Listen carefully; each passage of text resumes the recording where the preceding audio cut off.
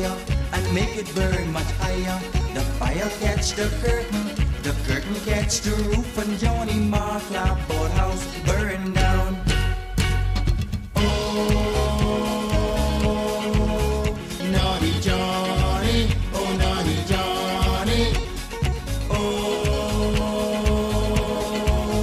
naughty Johnny, oh naughty Johnny. Why, I'm sorry for you, boy. What your mom gonna do when she find out about you, boy? People, why, on the next side of the ocean, why, they gon' get a commotion, and you gon' need surgical operation when she finished with you. When Johnny Ma come back home, all she find was cinder. She get the whole story from a neighbor named Miss Pinder. She fall on she knees and say, yeah, if I have my way, that boy gonna live to regret this day. She looked under the floor, she looked in the bushes, she looked in one old car what leave alongside the road. She asked all the neighbors, but all they could say was naughty Johnny, he went that way. Oh, naughty Johnny, oh naughty Johnny, oh naughty Johnny, oh naughty Johnny. Why, I'm sorry for you, boy. What your mom gonna do when she find out about you, boy? People, why, on the next side of the ocean, why, they gon' get a commotion, and you gon' need surgical operation when she finished with you.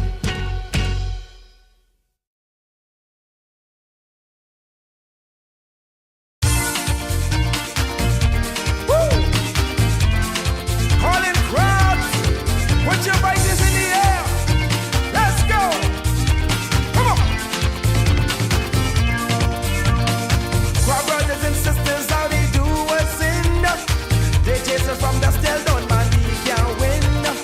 I don't know why they don't leave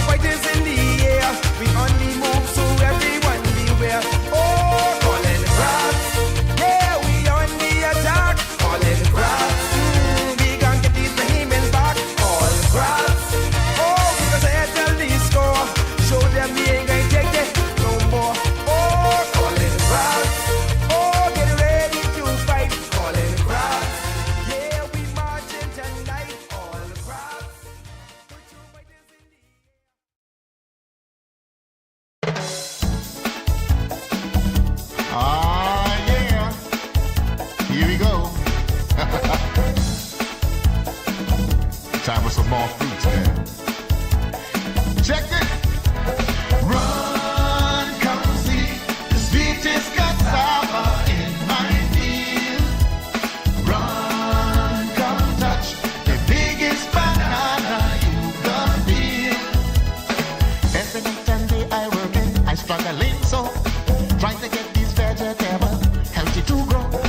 But when Miss Maggie Sue come passing by, she just squeeze my plantain tree, man, she just make me cry. Now all of you can come, do what you want to. Just do me this one little favor, don't bring Miss Maggie Sue. And run, come see the sweetest cassava in my field. I say run, come touch the biggest banana you can feel. Oh, check this. Let's go, man. They go in the field, boy. Some nice fruits, eh? Vegetables. You see, y'all don't know how others dig to get this sweet cucumbers grow healthy and big. From the sun come up and from it go down, I just be on my knees and my hands on the ground. One day in the field, I chop in the weed. I'm making sure they right, don't smother my seed. But when I raise my head and look in the back, I see Miss Maggie Sue touching up my two big sack of run, come see the sweetest cassava in my field. Run, come touch the biggest banana you can feel. Oh, girl.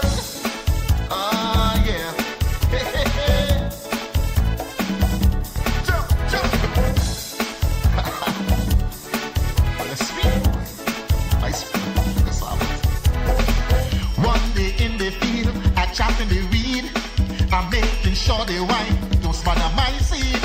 But when I raise my head and look at the back, I see Miss Maggie Sue touching up my two big sack of run, come see. I have a dream where the powerful and the powerless will sit at the same table, where the haves will see the have-nots, not as burdens, but as brothers, where class will not divide us, but conviction will unite us. I have a dream that the oligarchs will remember we must all eat, that the brown-faced neo-colonialists will remember who they are and whose they are.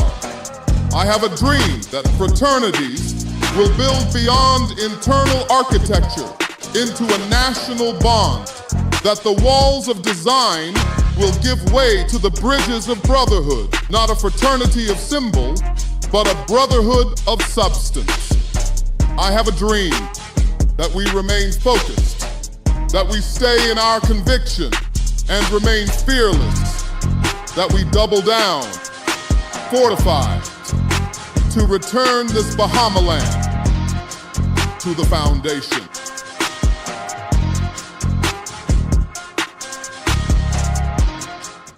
Good afternoon, ladies and gentlemen. The Foundation with Howard Grant. Another day, another dollar, another time to be able to scrutinize, identify, and really rejuvenate with words and encouragement to our country, this nation, where we are. We're out here jamming live. There's a lot of person out there saying, Howard, how did they women stopping me in my truck? I don't have no tents in my truck. So you can see me in the truck. Howard! Hey, Howard! Hi, how are you? Where I could get you now? Where they find you now? RRB242 on YouTube. You can just type it in. RRB242, which is Righteous Realignment Bahamas. 242, Righteous Realignment Bahamas. And the reason is, Howard, why you go under the foundation on Facebook and stuff like that, right? No, on YouTube. The reason I didn't do it is, since you need to know all the business, I can tell you, right? The reason I didn't do it is because Righteous Realignment will be able to have more than one sector, okay? So Righteous Realignment will provide us with different shows. It will not only be the foundation, okay? So it'll have different shows, different concepts, different ideas. It'll also be an opportunity for you to be able to tune in. At one point, we're working on some stuff for you to be able to get evening news. We're working on some things, man. Y'all right here. I don't want you to freak out. we're working on some things. You understand? And so once you find yourself in that kind of a position and we could be able to make some things happen, we're good with that. Okay. So we're working on evening news for you. We're working on these things like that. This is why we want to be able to keep this kind of a slot between 12 and 2 with you. So we're working on some stuff. You don't fight me, baby. Praise Jesus. We're out here and we're making some things happen. Grateful to be in your company. Grateful to be in your space. Grateful to be here. Grateful that you're tuned in with us. Grateful that and I'm truly grateful. I don't just say this as a casual thing. I am honestly thankful for the fact that you have considered being able to do some stuff with me. Considered to come and look for me. Considered, hey, listen, let's do some stuff with Howard. All right? If you want to be able to join in, you can be able to do so. The numbers are right here. You can be able to check it out on the WhatsApp. You can be able to see that, 827-0111, 827-0111. You can give me a call, and we could be able to talk about these things. Hit me up with a text. I put some minutes on the phone last night. Same thing. I put some minutes on the phone last night. So you should be able to reach me now. You have less than 1 minute, right? No. I put some minutes on the phone last night, right? Yeah, this is my public phone. I can't lie to you. This is my public phone, right? So the 827 has been the Help Me Howard line for a long time. And so I put monies on that. It's not a postpaid number. It's a prepaid number, right?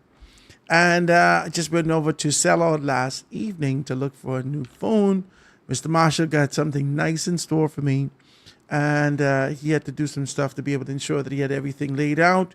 And so he says to me, be able to come on Monday. Got a shout out to Mr. Marshall and Mrs. Marshall for doing a wonderful job. I always tell you guys, if you're looking for electronics and you're looking for anything to do like that, go down there to my good friends over at Sell All. They are located right across the street from Cousin McPhee Church on Carmichael Road. They have everything, great big televisions and all that stuff. Some of my guys got taken care of really good down there when we were doing the lives with him. And so when we start these things again, we're hoping that you come and join us and make some things happen. Also, they at the GameStop in the plaza, right? In the Southwest Plaza. You can be able to see them there. So they got 2 slots, 2 spaces, 2 things that they're doing, and they want you to be able to be a part of that, right? So it's a wonderful thing. And he told me to come check him out on Monday. Got to shout him out. Looking for Dr. Teresa Adderley Smith. She was working with us and doing some stuff with us. And we've often been able to tell you significantly about the colon, the colon cleanse, and being able to get yourself cleaned out from that particular perspective. If you're being able to be backed up or whatnot, you got to be able to go and check her out. Her number is 441-8111. I think it's 441 or 442. 442-8111, right? I can find the number, right? And be able to get back in there and let you guys know exactly what's what. Also, AFS Insurance Agents and Brokers, they got everything laid out for you. I always tell you that. Always encourage you to go down there if you're looking for insurance. I tell you, I got all my vehicles insured with them, and they are relentless in their customer service and their desire to provide you with superb customer service on all fronts. So you want to go down there and check them out. AFS Insurance Agents and Brokers. They're located right across the street from the Golden Gate Shopping Plaza. And this is Super Value Golden Gate Shopping Plaza right across the street from that. And the Orange Plaza on Blue Hill Road, right? So they're on the east side. And you can be able to get them like that, right? But guys, if you want to be able to be a part of what we're doing, if you want to jam with us, if you want to tell us about your business, you want to tell us about these things that you've been doing, if you want to tell us about all these things that, and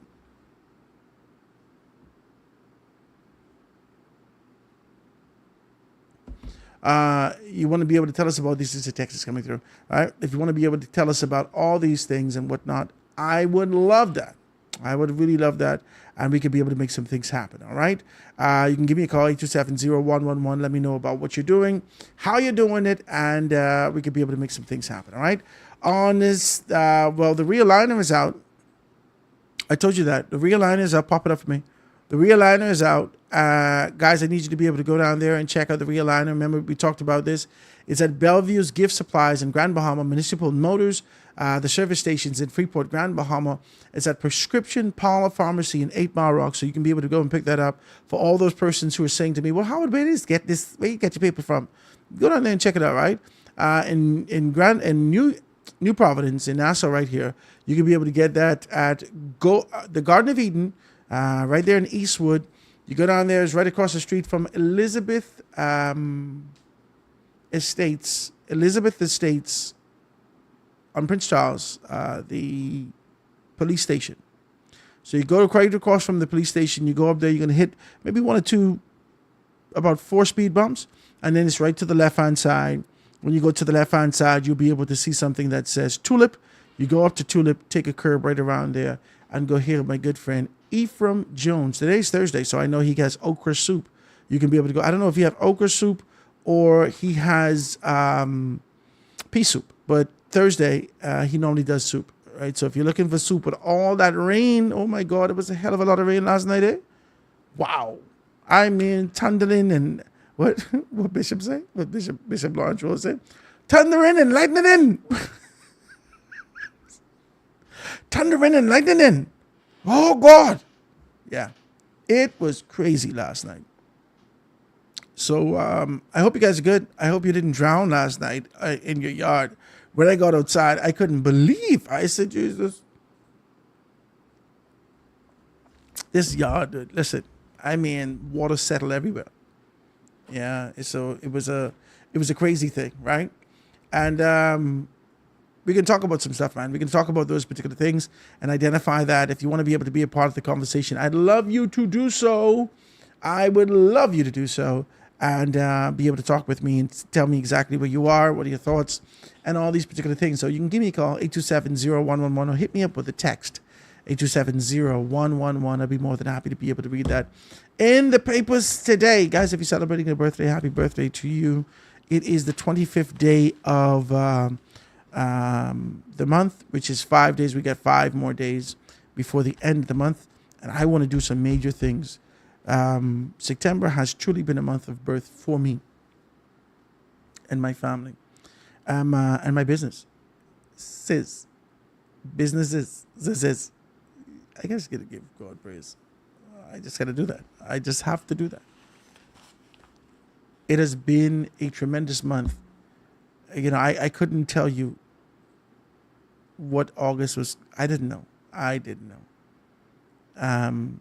After transition, when the first day of August, I gave it maybe about a day and a half, 2 days, right? Even right then, I would have gotten a call. I would have gotten 7 calls that night when I transitioned from Guardian. And even that night,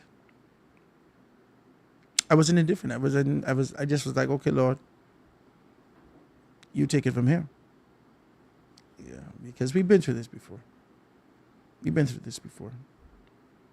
Okay, Lord, you take it from here. All right? This is what you want. You take it from here. And we find ourselves in this kind of a position, and blew my mind. I wish I could be able to tell you the raw truth. You know, sometimes you got to be able to curb some things. Everybody in for you. You start telling these things. Next thing you know, they're making a call. Well, don't let him get that. Don't let him get this, because the devil lives in them. He has a throne erected in their bodies, and he sits upon that every day. He lives in these people. So you got to watch some things. You ain't always got to say some things. You got to watch how you navigate. You got to watch who you talk to. You got to be able to be sensitive around certain people, trying to figure out whether or not they just come to be able, like a spy. They come to be able to collect information and take it back to the demons. You got to watch these things. You got to know what to say, when to say these things. You got to be calm.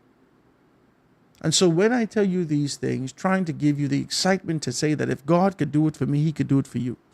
And when I come back and I say these things to you, I always have to give you an abbreviated version. I do. Because if I tell you the truth thing, the unadulterated truth of this concept and how these particular things are happening, if I tell you this, it's going to be some some issues. I prefer not to. But I would say to you that God is good. And in the space of 30 days, you see me here? You can see me here. You see me in the background. You can see her on the sides. You can see all these things. You can see the fact that we got some things going on. You can see. God is good. God is truly good. And I'm grateful to him.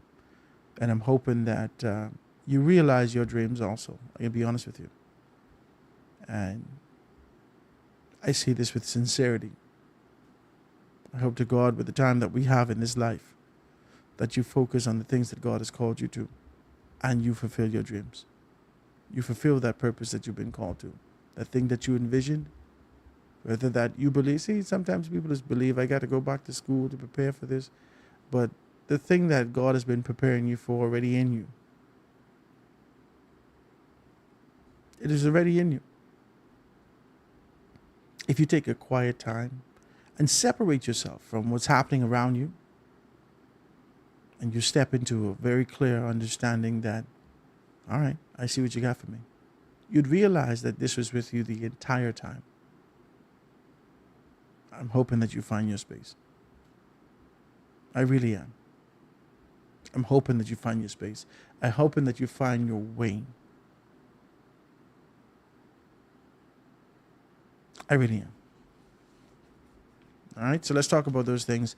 Give me a call. I got a call last night. I should have called you back. If you're listening to me, I'm not going to call your name. But if you, yes, I should have texted this to you. I read your message very late. And for this consultancy concept that you have to be able to help develop with this particular project that you want to do, yes, I'll help you. Okay?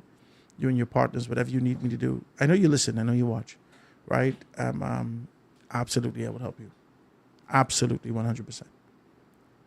I am honored and flattered by your asking for my assistance in this particular matter. And I've watched what you sent me, and I can help you. If you are open, and with the approach that you gave me, it seems as though you are open. All people need is to be, if I'm helping you to be molded, I don't need you to come with your own concepts and ideas of how this could be done. No. You got to be trainable, teachable, coachable. And that's why a lot of relationships don't work out. Because most of the time, it ain't always women, but most of the time it's women who refuse to be trainable, teachable, coachable. It's a peculiar thing to me. And I think a disrespectful woman can't see Jesus' face. This would be decent. As I say this, I don't think you could see Jesus' face as a disrespectful woman.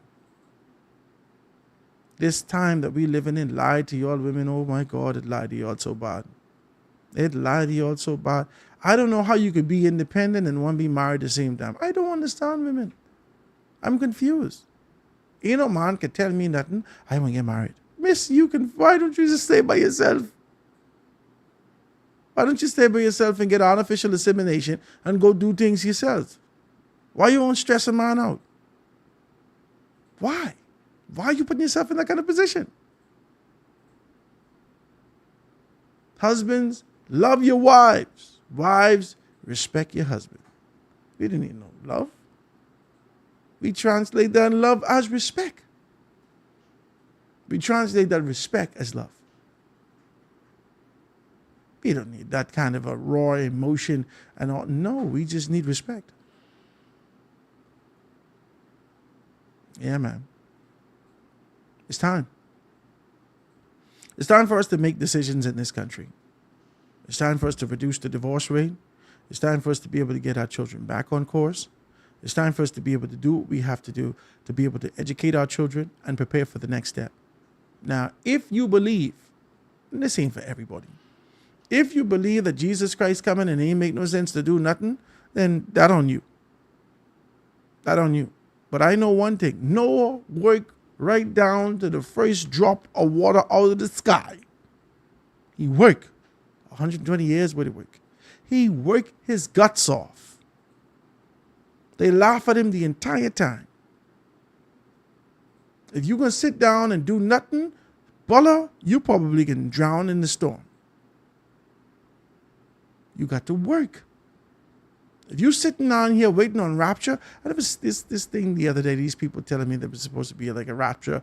I saw something on TikTok, this bunch of people in the bush.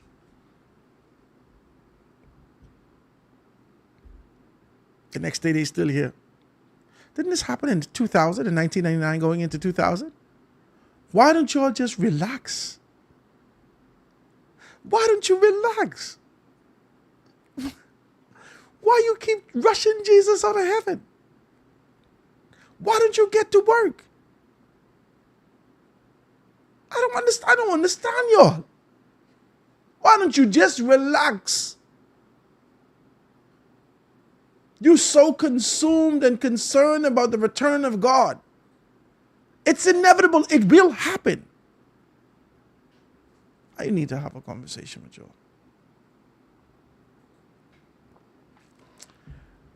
This is the conviction that I have. This is the conviction that I have. This is the space that I exist in. I don't believe any of this is real. This may sound rare to you, strange to you. What the hell is Howard talking about? I don't believe any of this that we're going through, this trial, this tribulation, the ups, the downs, the hurt, the loss, the joy, the triumph, the brokenness. This life is already done. This is my belief. This is Howard Grant's belief. That this life is done. When John the Revelator started to be able to tell us about, he saw a great multitude in heaven, if you read the Word of God, and then he saw a book which no man could open, which is the Lamb's Book of Life. And if you understand the Lamb's Book of Life, essentially it had the names of those persons who were identified as men and women, children of God, right? They would get immediate access into the kingdom of God, the children of God. And so your name, no one could put their name in or take the name out. The book had the name. And if you go back to that, the Father says that he is the Alpha, which is the beginning, and the Omega, the beginning and the end, the author and the finisher. I don't ever want to get complex with you with these things, but this is done. If we can't open the book to put our name in there, if there's nobody scribing down and erasing and say, oh, well, he was bad today, scotching the name out, and then, well, you know, he repented, let's put his name back in there. If that's not happening, then this is done. And this is done. If God knew you from your mother's womb, then this is done. If he called you, then this is done. If he says that the steps of a good man are ordered by God, then this is done. If it says that he that findeth a wife findeth a good thing and favor with God, then this is done. All of this is done. We have made decisions based upon our inception, based upon our DNA, based upon our exposure, based upon our experiences, based upon our interaction, our convictions, based upon our faith, based upon our understanding. I made my decision in faith because I used to get high every Jesus night. It was a demon walking in my room fighting me. I had sleep paralysis for years.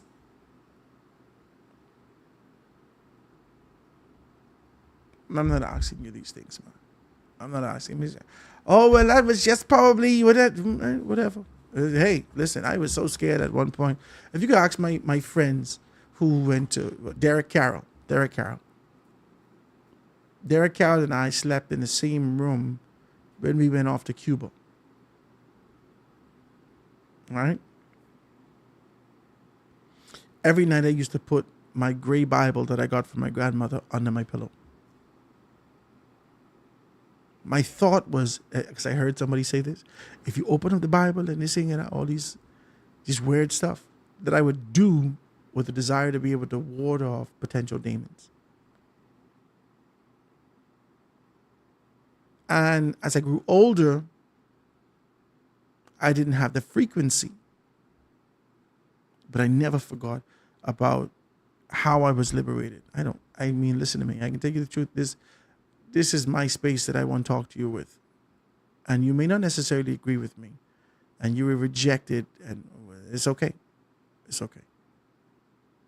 It's okay. It's fine. You don't have the same experiences that I do. And it's okay. But I would tell you, my mother and father's room was so far from me when I used to live in 8 Mile Rock. Anytime I left my windows open, I had 4 windows in the room, right? 2 at the south end of the room, and my bed was turned, the foot of the bed was turned south, right? And then 2 at the western part of the room. And anytime, hot nights, right? No air conditioning in here. Daddy got a ceiling fan in there. Hot nights, I tear open the curtain. I guarantee you, the demons walking in my room. Every single night. And I had a waterbed. My daddy gave me a waterbed. I had sleep paralysis on the waterbed for years. For years. And the only way I was ever liberated, the only way I was ever able to wake up out of that stupor is when I called on Jesus. So I don't know what you're talking about. I don't know about whether or not J was a part of the language. I don't know whether or not we should call him Elohim, El Shaddai, Adonai. I don't know. I say Jesus. And he showed up, boom, every time. For me. I don't know what's happening in life. I just don't know. But I do know that this finite time that we have in life is a time that we have to make a decision in. I do know that. I do know that this short space of time is not for you and I to sit down here and grovel about the disasters that befall us, whether that be slavery, whether that be mass invasions, whatever that is, whatever it is, whatever the issue that befalls us the day before, we have a responsibility to keep on going. We have a responsibility to purpose. We have a responsibility to be able to execute. Because one day this will be over for us. This will be over for us. That's all I want to tell you. That's all I want to tell you. This is kind of a weird thing and you don't want to hear it and all this kind of... Yeah, I mean... This is coming to an end, man. But if you can sit down and think that, well, Jesus Christ coming, so you might as well don't do nothing. The world is coming to an end. Earthquakes is going to take us. Oh, we might as well don't do nothing. Let's just sit out there and scream. And what are you doing? There's purpose to be done. No man know the day or the time. And we're not going to sit down here and say, Jesus, why you didn't show up? Work now. For the night cometh. Then no man worketh. There's coming that dark time in his life. It's coming a dark time for us in this world. I don't know if I'll be alive to see it. I don't know when that time is, but our only responsibility is to work with the time that we have now. And if you want to blame the government, if you want to blame your parents, if you want to blame an accident that happened to you when you were a child, if you want to blame the molestation that happened to you as a child, all these things, man. All these things. These things have happened to you. I can't reject it. I can't deny it. I'm not flippant about it. I'm not dismissive. They have happened to you. Now what you can do about it? You can sit down and cry about it forever? Forever and ever, amen? The lame man that Jesus was sitting down there for 30-some years. The Bible actually spoke to us about the fact that this was by design. This is a crazy story. That his parents didn't sin, that there was nothing wrong, but he was crippled his entire life for this moment right here. For you to see the power and the miracles that God can do. And the first question he asked him, will you be made whole?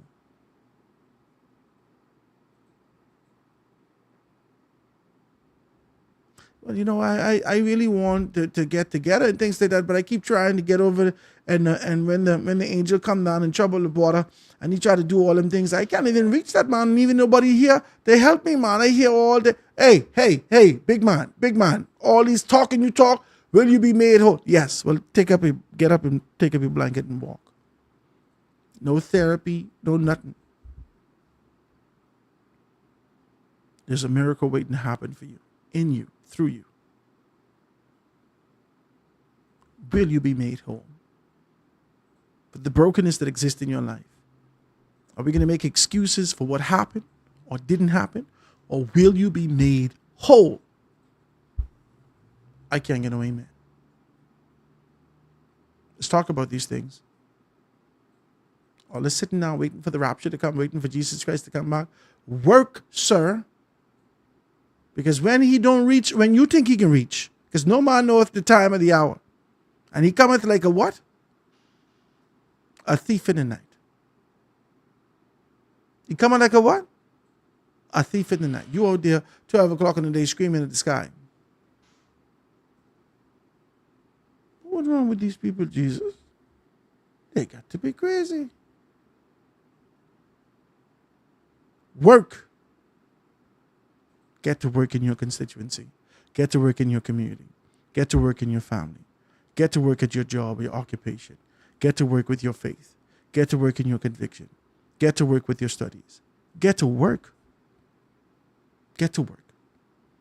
For the reformation of this country, it's time for us to get to work. Let's be decent.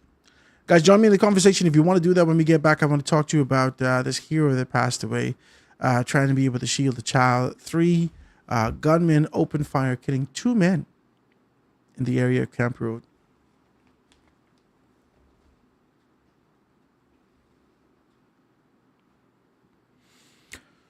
Oh, man.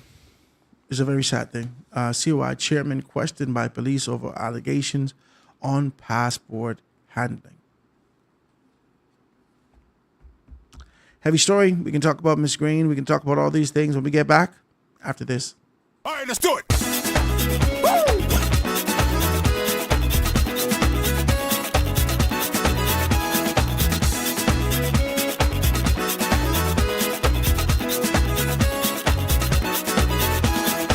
I thought the love that we had was true.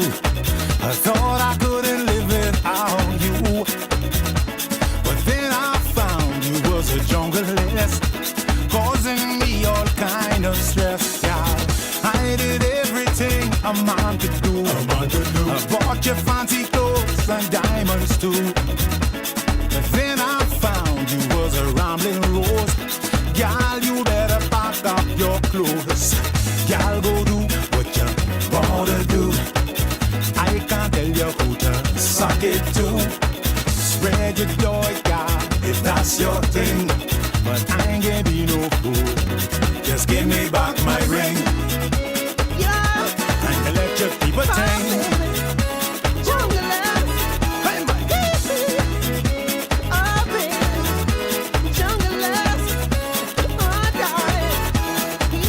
Drive a lime green Maxima. 22. One of the many things I bought for ya.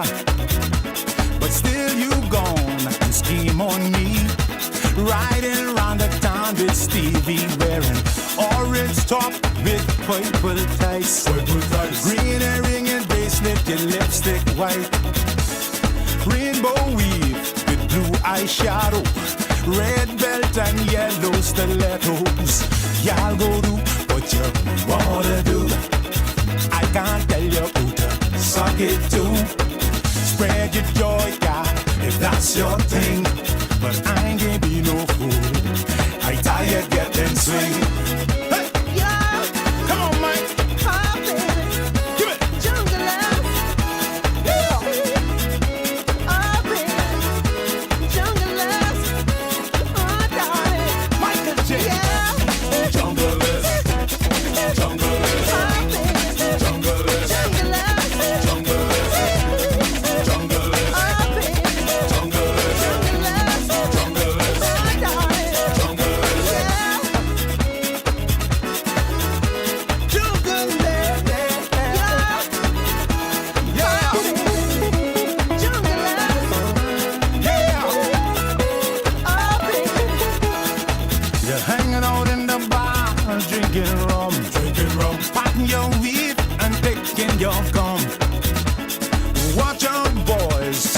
she come. She looking for another victim, you see. 4 times she done been on Maureen show, trying to find her baby daddy. She took me to take a DNA. It came back in a negative way. Y'all go do what you wanna do. I can't tell you who to suck it to. Spread your joy, yeah, if that's your thing. But I ain't gonna be no fool. I tired getting swing. Junglers, junglers, junglers, junglers, junglers, junglers,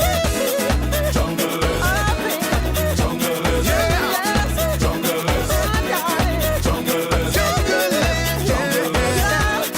junglers, yeah, junglers, junglers. With your orange tongue, when your purple tight, when your green hair ring, with your lipstick white, with your rainbow weave, when your blue eyeshadow, your red belt and your yellow stiletto. Whoa, you're nothing but a junglist. Yeah, now they're gone, my money gone, and now I don't. You call me a joke, junglist.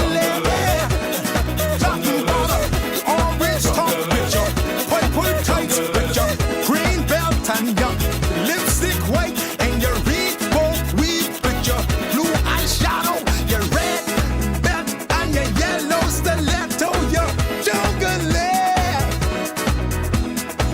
Hey, Ira, you want this guy?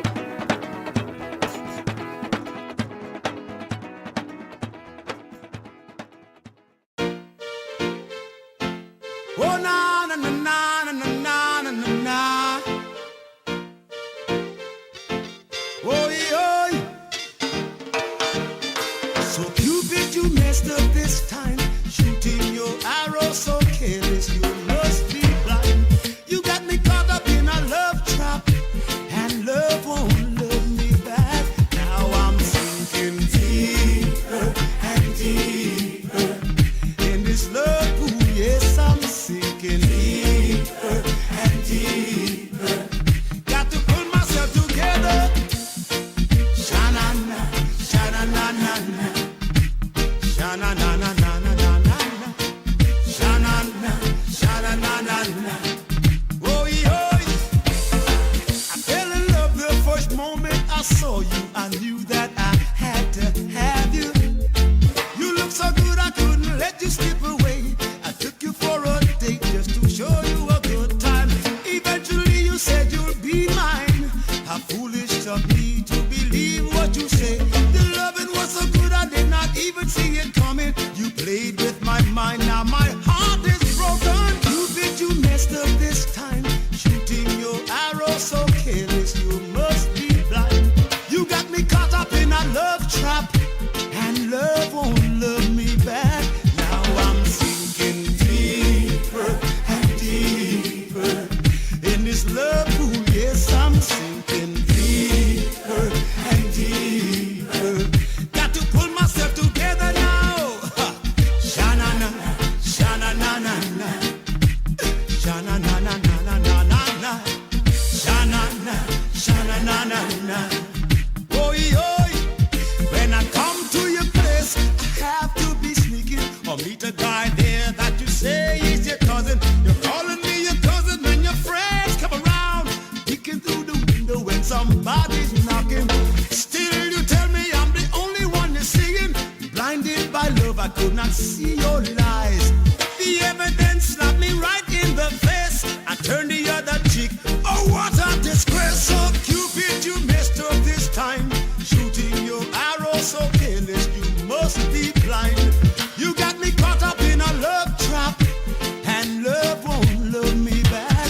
Now I'm sinking deeper and deeper in the sinking sand. I'm sinking. And we're back, ladies and gentlemen. A hell of a lot of stories in the paper today. This is the Tribune I'm looking at and being able to identify some things. And I have received some poor information yesterday about someone that I know who is suffering through some illness.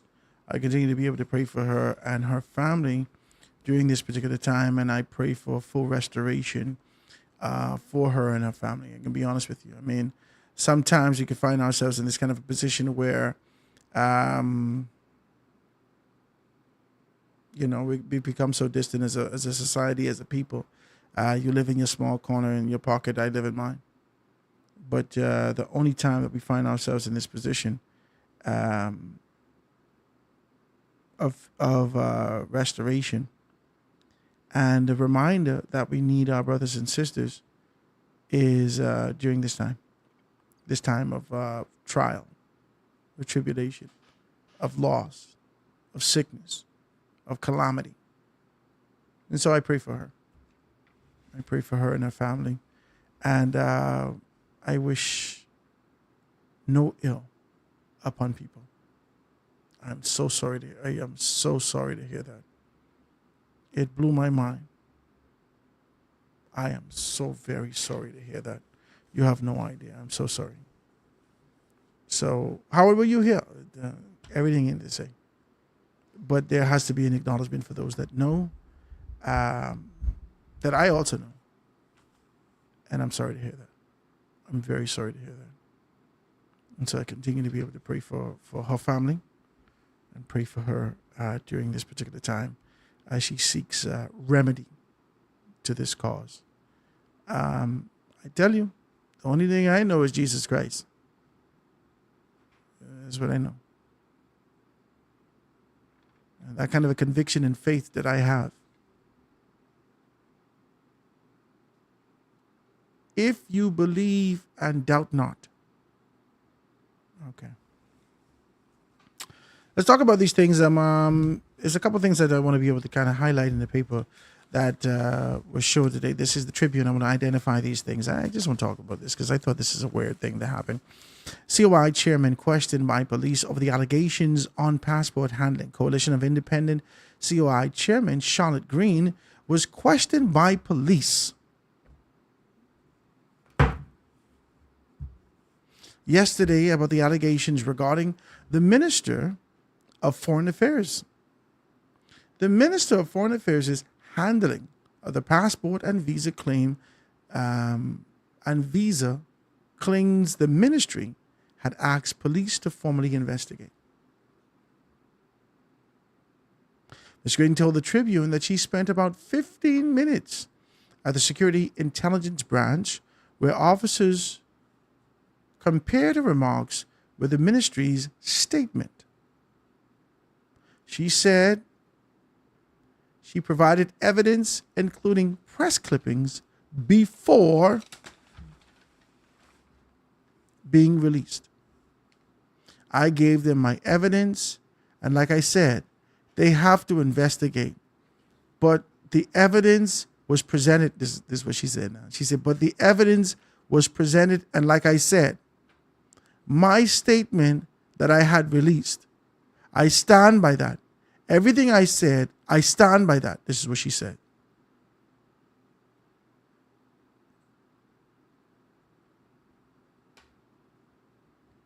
She described the questioning as intimidation and warned it threatened her free expression.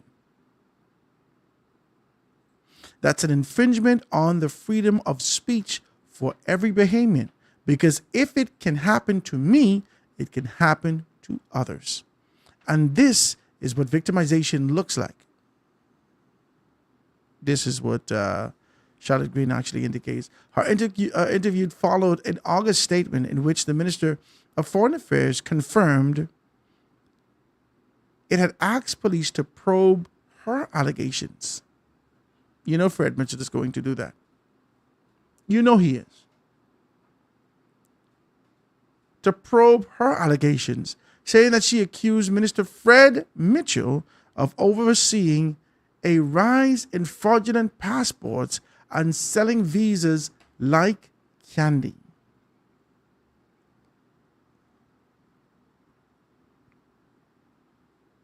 The ministry wrote to the Commissioner of Police requesting a formal investigation and urged Ms. Green to present evidence. And she said that she provided press clippings. Obviously, of which they incriminated themselves. Put it in the press clipping and you found it. My God.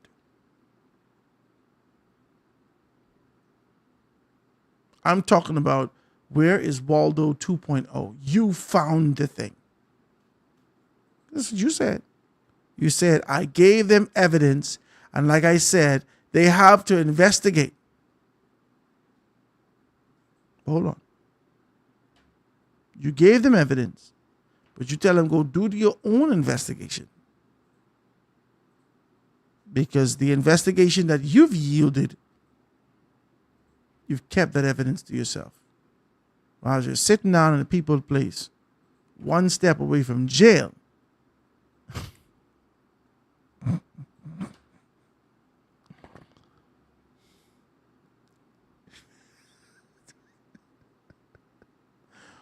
You sitting down in, what'd you call this place? SIB. The Securities Intelligence Branch. One step away from jail. You're then there for 58 minutes. You know, after 25 minutes, the next step is jail. 10 minutes away from jail. You know, this round off, right? I make light of it. I make light of it. After 15 minutes, there's round off to the first half hour. If you're in there for a half hour, bang, you're off to jail. These are very strong allegations that you've taken. And a very strong position that the COI has taken to be able to identify its grouping and rally the support that it seeks and looks for with, I don't want to call it fear mongering, but with this overarching sentiment that if you feel the way that I feel, if you believe the way that I believe, join us on this particular on this course. I don't know, man. I really want to have an honest conversation with you about these things, and I don't want to make it seem like I'm going against them. I've done my best to try to avoid being able to speak on the COI for a very long time. I've interviewed Lincoln several times, and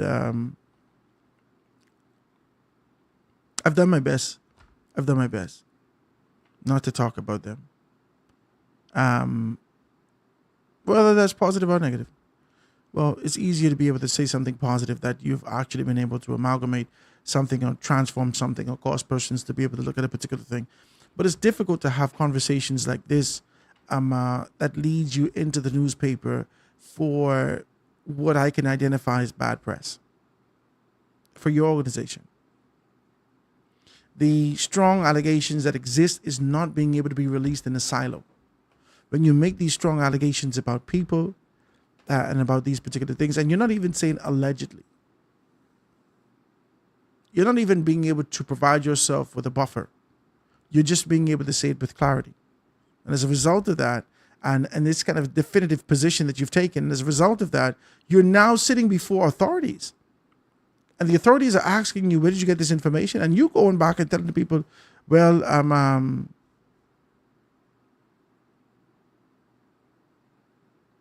I gave them evidence, and like I said, they have to investigate. You said it. You said it, baby doll. You said it. These people called me, and I said some things on July 29th on Guardian Radio, right? I said some things that I could quantify on July 29th on Guardian Radio. Go listen to the show. And then I said, the old politics of the party has aligned itself with Michael Pintard. This is what I said. And as a result of the aligning with Michael Pintard, this old politics of the organization, some things happen. And I could see a particular thumb. somewhere throughout the monologue, I called Hubert Ingram name. I can't tell you where or when, but I know I did. I definitely did. And I tied his name to the fact that his influence, direct or indirect, in the organization is shifting, in my observation, the course that Michael Pintard indicated that he sought to travel on. And so this external influence has come in and shifted that course. And so I really talked about that. People call me and tell me I shouldn't say these things and tell me that there was some people want to sue the company. So I said to them, well, you've been sued before. I know of other talk show hosts who had to go before the courts and explain to the magistrate what they said or what they didn't say. And if the magistrate say don't say that, or they get fined or whatever the case may be, then that's that. I said, you should allow that particular thing to happen here. Oh, no, Howard, we can't do that with you. Why? Because we don't want to be involved. But there's a clear separation that exists in this particular space. And the disclaimer that you give at the top of the show should be able to say that. And the people that I allegedly am, in their view, was disparaging or speaking in some level of condescension about their particular name didn't send me a writ. They didn't send me a summons, and they didn't send me a cease or desist. They didn't say, Howard, meet us in court. I would have enjoyed that. I would have enjoyed you, based upon me taking on this kind of a strong position with you, for you to say, Howard, meet me in court. And if you can't prove your stuff, boom, you have problems with me. See, but I ain't like that. I ain't going to compile. I will go to the years that you've identified and, with my lawyers, create a case to be able to identify that this is the fruits of what you yielded over the years. And this is the expectation of the rhythm that you've done these particular things. And this is why I would have said what I said. And the way that I structured it didn't say that you did this, but said that I believe that this is what's going to happen based upon what happened before. That's not what happened in here, Charlotte. That ain't what you're saying here. That ain't what you're saying here. You are direct. This is a direct correlation between Minister Fred Mitchell and the distribution and this particular structure, the illegal distribution of passports or visas like candy. Distribution like candy. How can you say that? How can an organization take on such a strong position without being able to compile the evidence, without even being able to curb their words, without being able to provide a buffer that says, allegedly, before you make the allegations about these particular persons? How? How can you take on a particular structure and be identified formally as an organization that wants to be able to do great things and be able to take over the helm of leadership in this country and making these kind of bogus claims about a sitting minister? How can you do that? And don't expect the weight of the government to fall upon you. This ain't even the weight of the government. This is the pinky finger that only seeks to show you the power and the potential of what can happen. And you come back and say, I give them my evidence. And like I said, they have to investigate. But the evidence was presented. And like I said, my statement that I've released, I stand by that. Everything I said, I stand by that. These kind of things that put you in jail.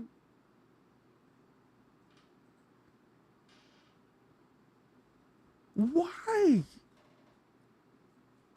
Why, Sway? Why?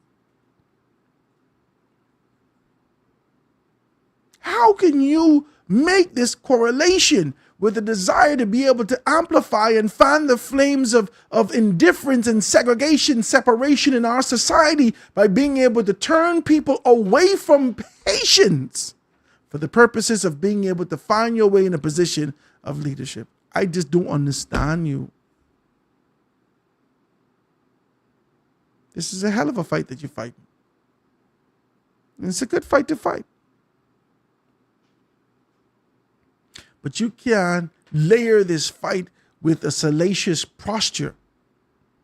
You can't stuff this fight like this. You can't stuff foolishness into the realm of the fight just to be able to embellish. You can't do that. Unless and until you could identify someone who could say, well, I've gotten my visa or my passport in record time because I gave this, this, and this to a person who had direct affiliation with the minister, or I gave this directly to the minister and he was able to expedite. You can't, if you can't quantify what you're saying, why would we say this? I said, I see that the Free National Movement's thumb, that the Free National Movement has taken on a different shift when I left Guardian. And this is one of the reasons why they decided that they want to separate themselves from me. I said, I see Hubert Ingram's thumb and a great deal of things that's happening at the Guardian, on the Free National Movement. That this is eerily reminiscent of a 1997 campaign. I said that. I could quantify that. I could be able to show you what happened in 1997. I could be able to get all of this is recorded information. This is recorded information of what has happened in 1997. The rhythm. I could even show you the songs. I could tell you the songs that they played. I could show you this, and then I could bring back and show you. This is why I said it. This is the correlation that I meant. Any judge could sit down and say, okay, Howard, we recognize what you say. However, Howard, the tone that you said this particular thing in, it could be interpreted in this particular manner. And we just ask that you refrain from saying this. And I'd like you to be able to apologize to Hubert Ingram. All right, Mr. Ingram, I apologize.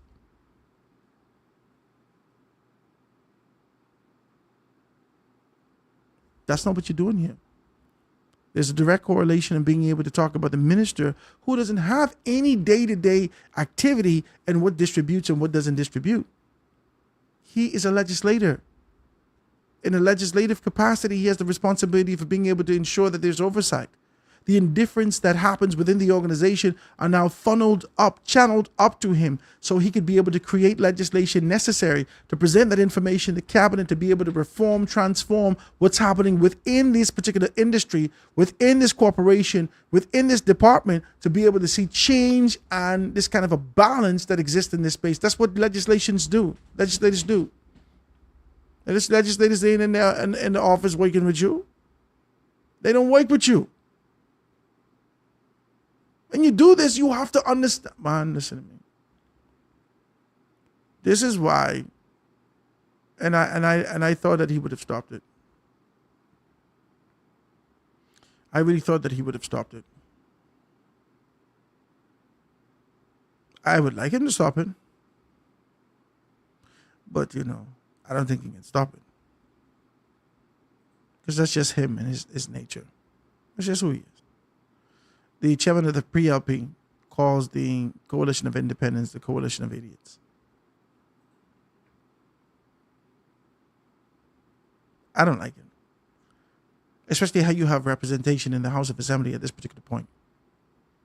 I don't like the fact that you use this derogatory connotation and you be able to speak on a segment, even if it's a niche part of our society, is a part of our society. To call these people idiots because of their choice, because you can't see how they're choosing to do this. I think it's a peculiar thing for me. I don't like it. I don't like it. But in his defense, for a concentrated purpose of this conversation, this was idiotic. And then to double down on it, it was idiocy. I don't believe that you're an idiot. I believe that you're impassioned. I believe that there's an objective. I believe that there have never been protocols for advocacy. And so people approach it with their raw passion and tenacity. And sometimes they fall in pursuit of the goal where they seek to achieve.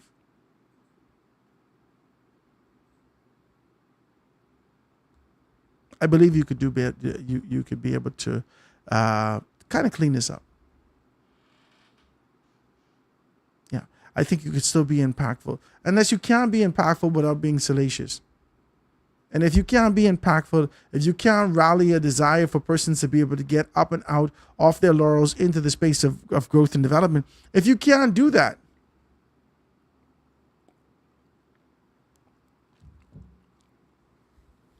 then maybe this ain't the organization to be a part of.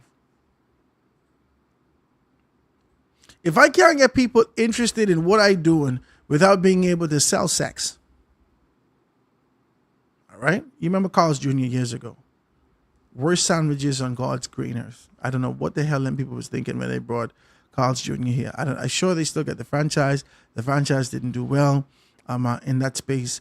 Just like any other space that's not performing well. Your business open for 6 months. After the 6 months period, you are closed. Yeah, because Bahamian people only need to know whether or not you're good for the first 30 days. That's it. For the first 90 days. I think you got like 6 months. Carl's Jr. sandwiches are the worst sandwiches on God's green earth. Ain't one time that Carl's Jr. was here, I gone. I remember the line was wrapped around, getting around Solomon's, getting down all over the place. The line was out the corner for Carl's Jr. I said, these people never travel it. This sandwich is horrible. And you go to the States, we don't ever stop there. Between that and Arby's, I believe that Arby's is kind of doing something different now. This is horrible food. They get the franchise for Carl's Jr. and bring it here. And I said, oh my God. I tell my wife this. I said, baby doll, they can be closed before the end of the year.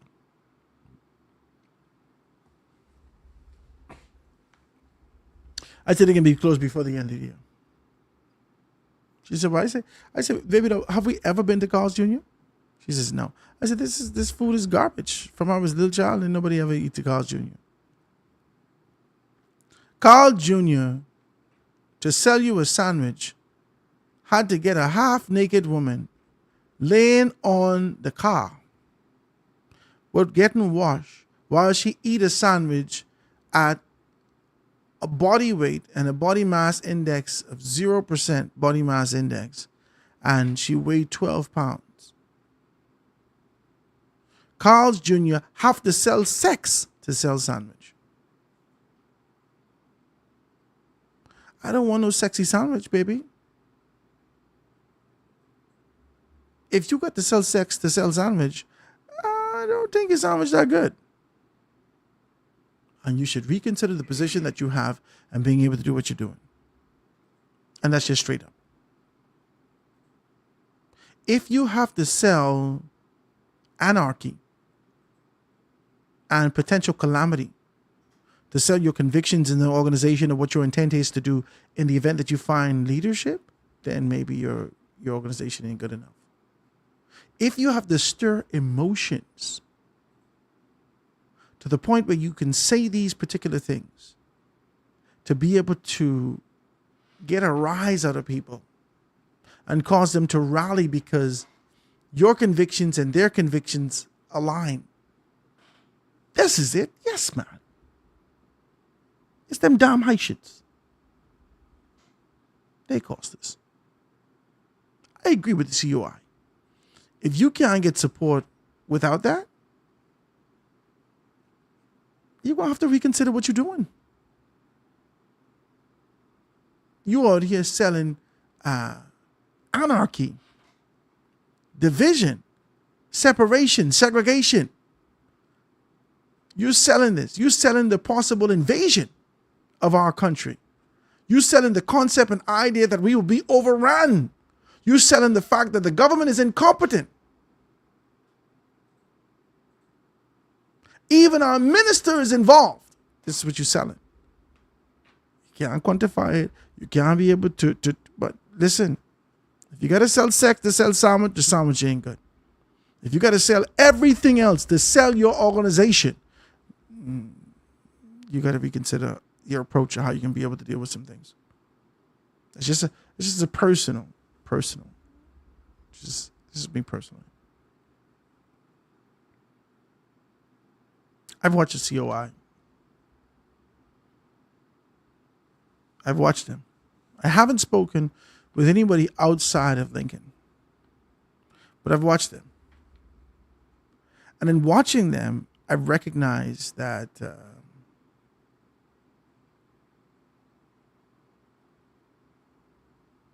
I don't know.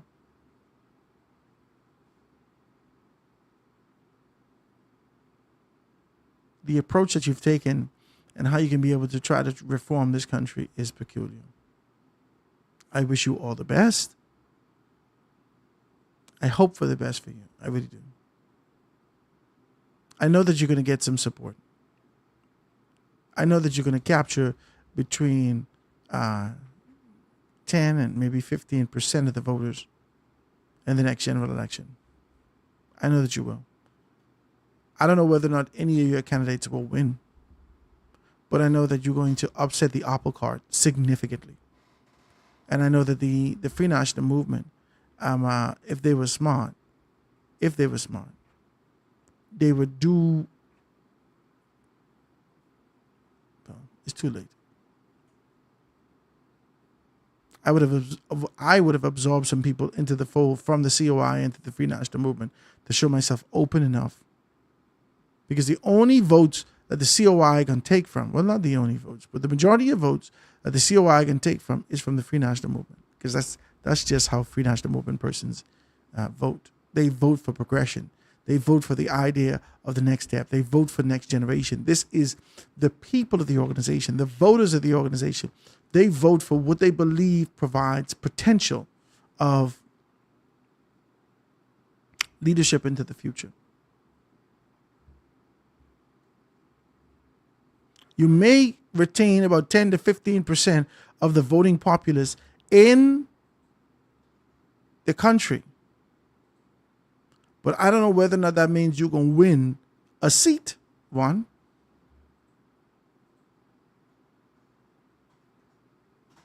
And I don't know whether or not this is going to be able to make such a significant impact and difference. Maybe we recalibrate and look at how we can be able to deal with some stuff. Quick break, guys. Going to be right back after this. Hey, where you going? I got my little aqua pure water, and I got my coconut tart, and I got my conch slop, and I got my 30-pound test line. That could only mean one thing. I'm going fishing on the rock.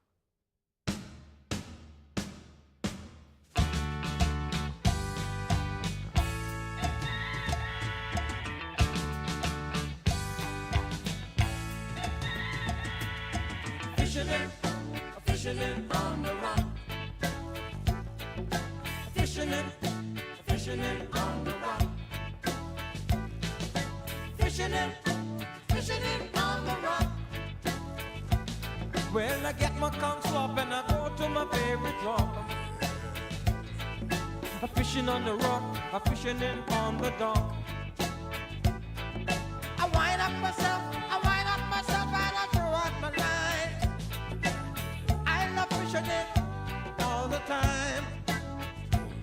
I said the turbot, his teeth is rusty in the front. I throw out my line and I pull in a yellow grunt. Me and Paul and Stinky and Bubba too. We fish on the rock, that's what we like to do.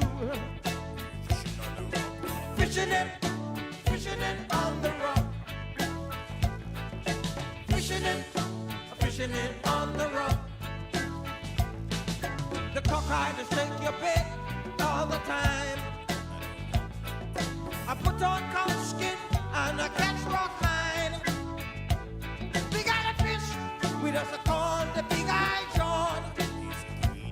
He's so greedy, he does bite that corn. I got a big fish on my line. I gotta play him real slow this time. I give him some slack, I pull him right back. Give him some slack, I pull him right back. Look at them boys, sculling in the boat. They're sculling in the boat. you pull to you, you shove from you, I pull to you, shove from you, you pull to you, shove from you, you pull to you. Fishing it on the rock. Fishing it on the rock. Fishing it on the rock.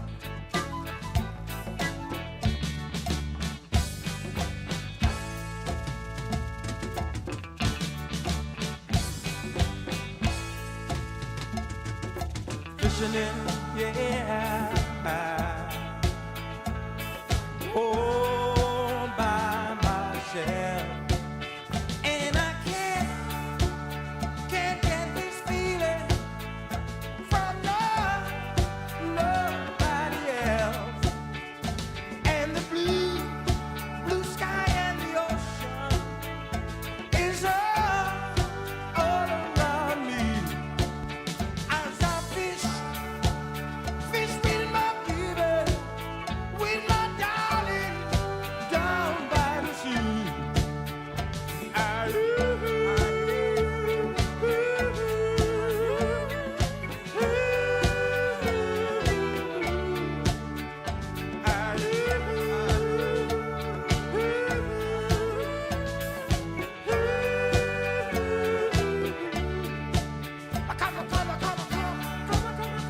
Come, my baby. Won't you please come and fish with me?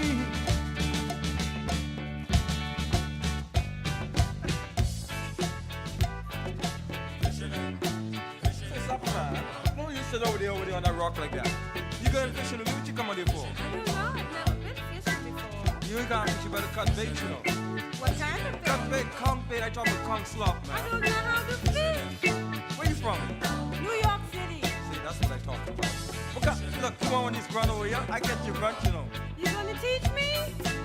Man, I can't teach you, gotta have the rhythm. See how you wind up? Look how I wind up. How do I do? Look, How look, do I look. do? See, wind like this. Look at that. And you throw your line out. Ah. You see that? Uh-huh. Man, look, you hit me in my head with a sinker, man. Do it for me Look, with look how you got a hook in my hand like that. Woo. I ain't going fishing with you no more. What do I do now? Fishing it on the rock.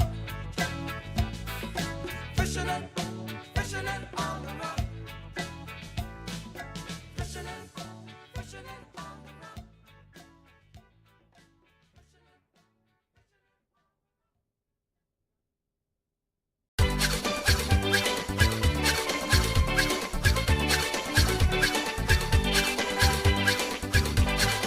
This is the brown tip, my boy. All day, all night to Mary down by the seaside, sipping sun. Even little children, they want to join the band. All want to play with Mary Marianne, won't you marry me? We can live together, raise a farm. Children by a dozen, living in a bum. One baby farm, there I go back. All day, all night in Mary down by the seaside, sipping sun.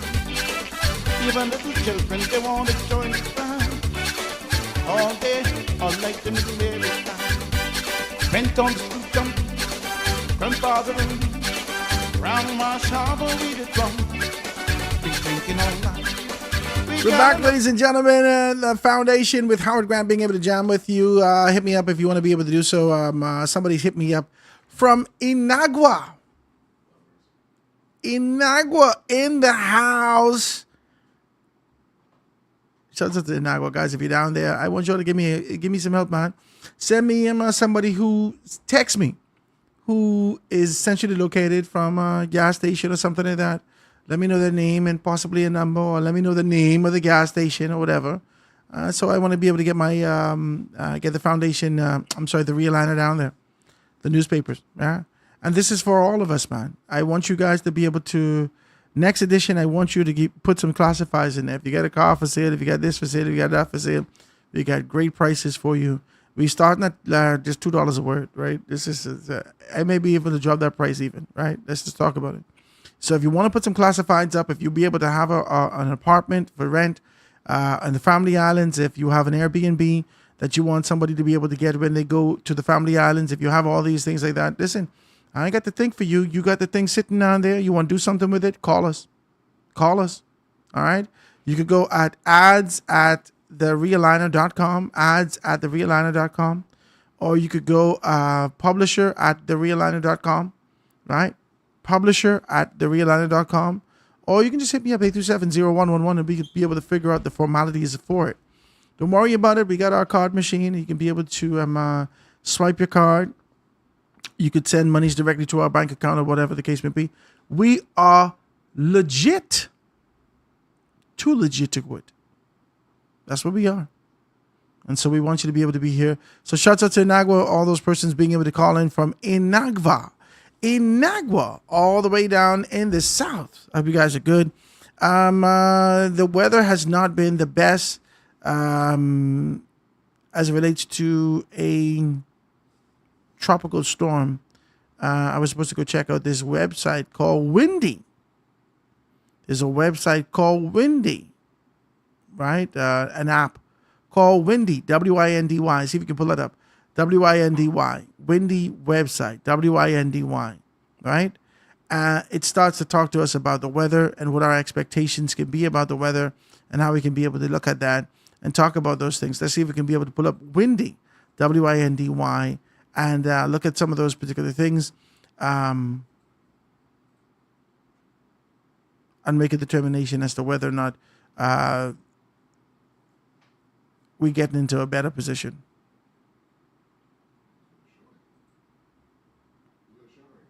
There we go. These are the tropical depressions, and the two tropical depressions. There's one that is just south, what's that, northeast, southeast of us, and being able to show us those particular things. And there's one that is potentially forming near the Bahamas, right? You could come out, right? Come back.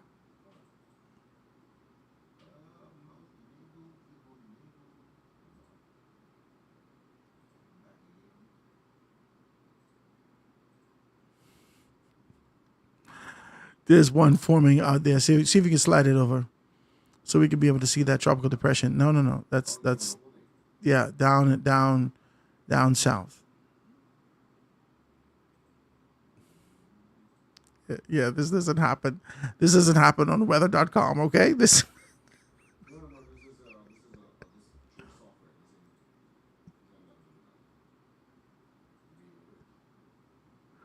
Yeah, so this is windy.com. And it could tell you about the tropical depressions. It could tell you about the elevation of how things are happening. It tells you all these particular things, and you could be able to see what's happening out there, the direction of the wind flow. You could be able to see that whether or not there's the chances for rain, the days that it should rain, and how things are going to be able to happen and progress in these particular days. So it's looked like we're going to be into some rain for a while. Today is Thursday. It gives you the chances of rain and the times that you could be able to expect that rain. On Friday, you get a little bit of sunshine and some things are going to be able to happen in that area. Then you get back some more sunshine. But Saturday, it looks like it's going to be rainy in the morning. Saturday looks like it's going to be rainy in the morning. And Sunday, again, it's going to be raining. So this is what we're seeing out here. And I hope you guys are good, man. I hope you guys are being able to take care of yourself and make sure that you're good and make sure that your families are very good, man. Because guess what? This is a hell of a lot of rain. A hell of a lot of rain. All right. So you can find out this information from windy.com, windy.com. So you can see the winds, the satellite over there on the right-hand side corner. You can tap on that. The winds, the satellite, tap on satellite. Let's see what that is. Guys, if you're looking, you'll be able to see these things with us.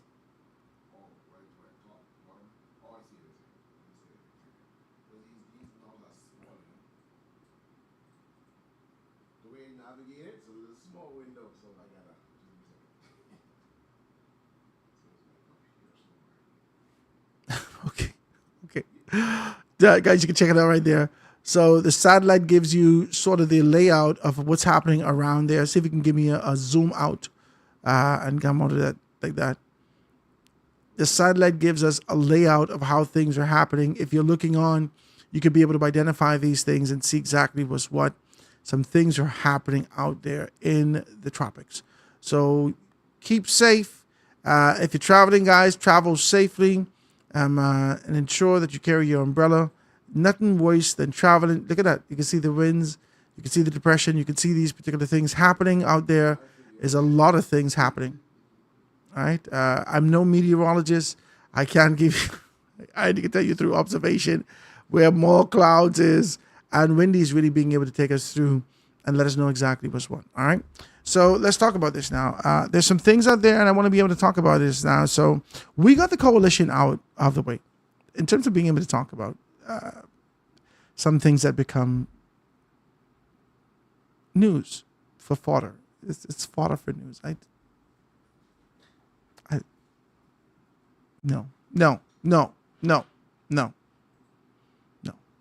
No. If I got to come over here, and I had a problem, I had that problem. I tell you the story about me crying. I wanted to open up a restaurant. I tell you the story about this. I wanted to open up a restaurant. I then pawn on my jewelry, do everything to be able to open up this restaurant. My wife, every so often, she'd say, I remember that ring you bought me and then you pawned that. Oh, that was such a nice ring. Oh, Lord, listen to me. I needed to survive. I needed to figure out a way to get to tomorrow. So much of us, we're familiar with this. And I said, I want to open up a restaurant. Now, my uncle, Derek, he had opened up the Triple D restaurant. The Triple D restaurant was going down.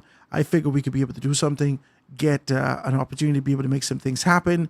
And if I open up this space, people looking for this food. I had my cousin Delano, and it should be good. I wanted to do a restaurant. And I started to think about how, me and the owner, which is the landlord of this space, then walk the environment. I tell him, yeah, man, this could be a nice restaurant. And with this restaurant, we can do this, this, and this. And as a result of this, we walk in the site. He said, okay, how would I get base open this wall right here? I said, no. That means I have to pay for 2 rent. I ain't ready to pay second rent just yet.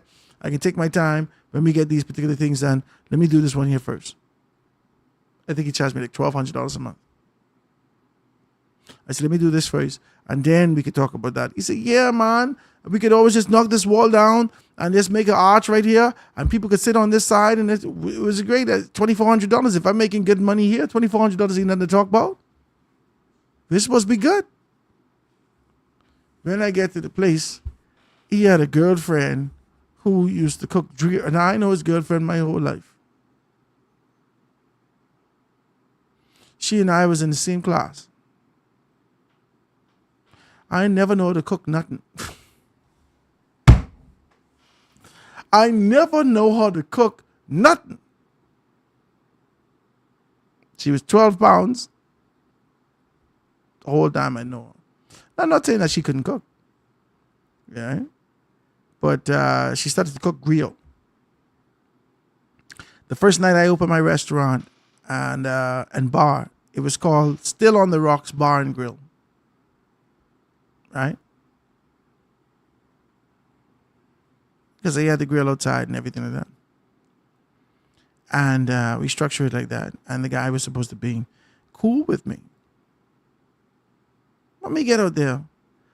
My cousin Delano, the best crack conch in 8 Mile Rock. Best crack conch in Grandmama. I might as well tell you that. Triple D. Triple D. Best crack conch in Grandmama. So Delano working with me now.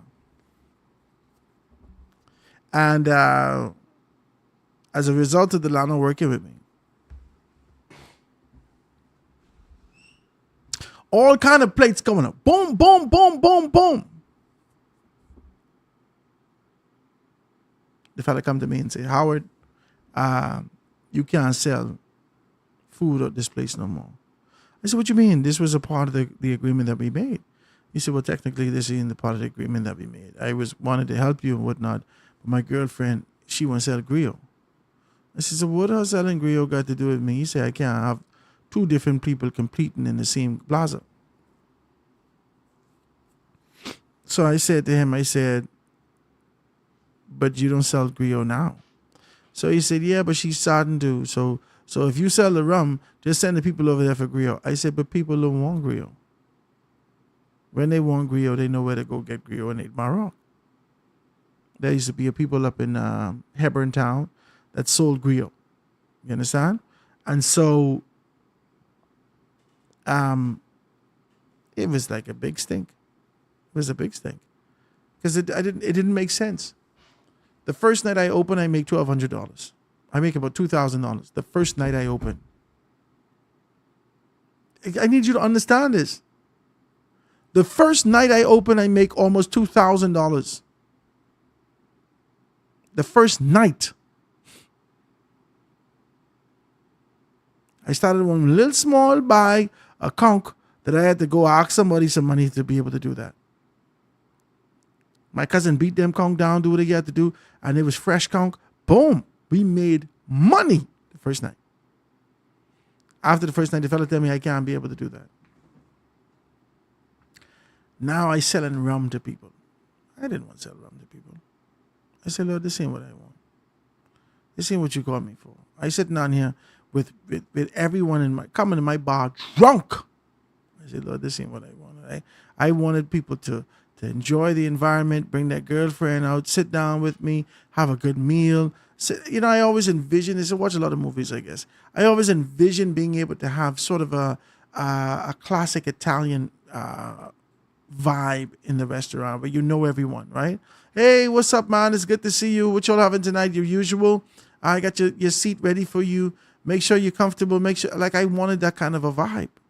I wanted the kind of a vibe where I could be able to accommodate people who are, tourists that are traveling down to West Grand Bahama and whatnot, West End or whatever the case, and just stop by. I wanted to create that. I had palm trees, thatch, the little, I had all these things set up.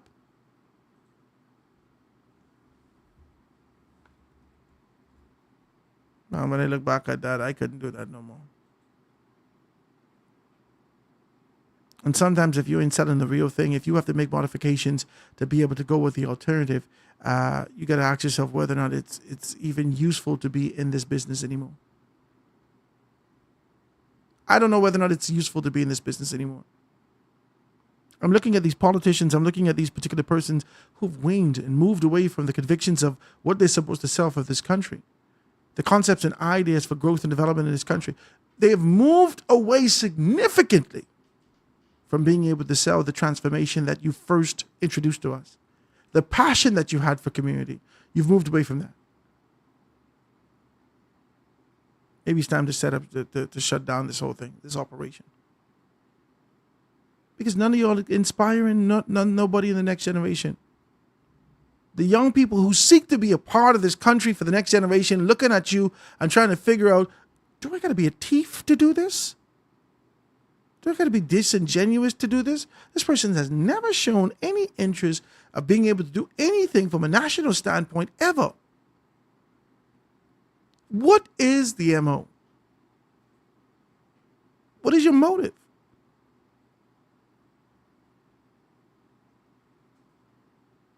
We got to look at these things. We got to have a very clear conversation about these things and be able to talk about where we are in this country. And we got to do it without this kind of a fear of prejudice, this fear of segregation, this fear of rejection, this fear of being canceled. Yeah. Free speech is under fire the world over. Free speech is under fire the world over. The facade of democracy is now being able to show its ugly head.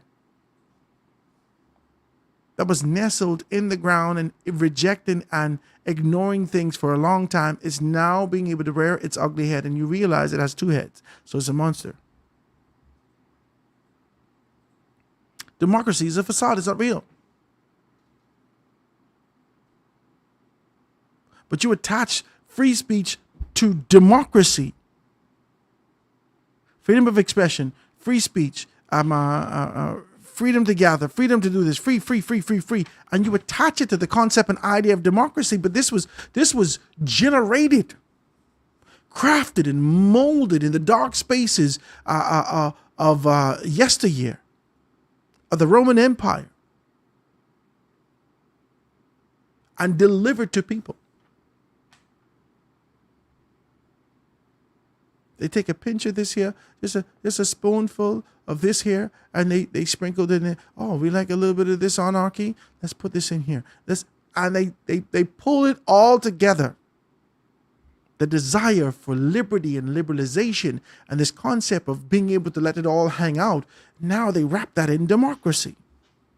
And they delivered it to the world. It's under fire now. It's under fire now. And I'm not just talking with Charlie Kirk. I'm not just talking about an individual in that particular capacity that has been able to. I'm talking about look around the world. Look at Burkina Faso. And the rejection that they've had to be able to identify the true sense of liberty and the empowerment that exists in this space, seeking to be able to move towards one Africa. Look at that. Look at that. Look at the rejection of the tariffs and the agreements that existed prior, and being able to find one leadership that comes in and eradicate what has been set in stone essentially for a generation. For a generation.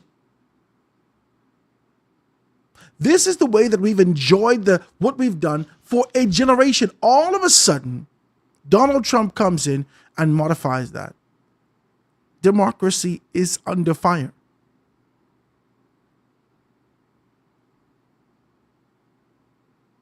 Your speeches, your liberties, the concept and idea of being able to speak up and speak out is going to be taken away from you at some point. And this isn't fear-mongering. If we look at the layout of the land, if we look at it, if we look at the censorship that has come, especially from the free world, this is the tone in which so many persons travel with. This is the tone in which the world moves. And so when you find yourself in this particular capacity, and you try to figure out, well, why would they fire me for saying something like that? Or why would they have an issue with something like that? Or why is the police showing up to my door when I say this particular thing? And why would the American embassy seek to be able to scrutinize my Facebook page in the event that I need a visa? Well, why are all these things happening? Because democracy is under fire. It's under siege. And you don't know, bit by bit, bit by bit, bit by bit, pinch by pinch. They're taking away the liberties and the democracy that you enjoyed for a very long time. And they're replacing it with this stringent posture and position of you just ingesting what they put before you. You eat this.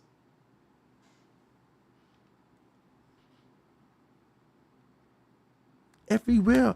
They censor in TikTok. They censor in what you could say in these particular spaces. They're firing you from this. They're stopping and censoring what you could put in the newspaper. They are now being able to send persons to you and you being able to stand up on your own Facebook platform. It seems as though one world government is underway. So it seems. And I see these things. I'm not amazed. Fred Mitchell said some time back that for us to be able to align ourselves with some things, we have to be able to do some stuff. For us to align ourselves with the world view, we're going to have to be able to change some things internally. And for the most part, a lot of us have decided to align ourselves with world views.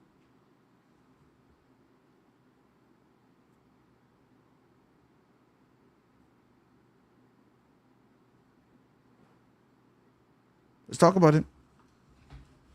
Before we get out of here, let's talk about this. World famous Valley Boys chairman Brian Adderley has accused youth sports and culture minister Mario Boleg of damaging the group's reputation and sponsorship prospect by prematurely claiming that there's only one Valley Boys. So there's two Valley Boys? Brian, talk to me. There's only one Valley Boys. This is what he's saying now. And then he goes on to it and he says that asked if the group's ability to secure sponsorship has been impacted, he said yes. It has. It is because the intent of the minister's statement.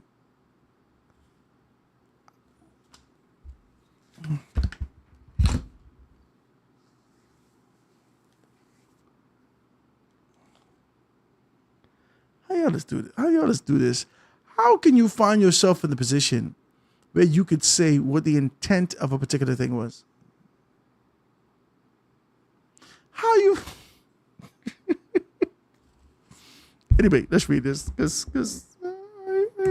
Oh Lord. So, how y'all just do this? How you just do this? Yes, it is because the intent of the minister's statement, whether it's deliberate or, so you don't know the intent. You just say an intent. Whether it's deliberate or inadvertent,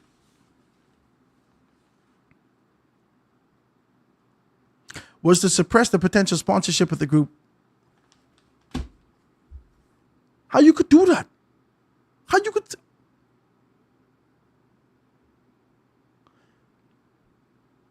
Okay, Brian.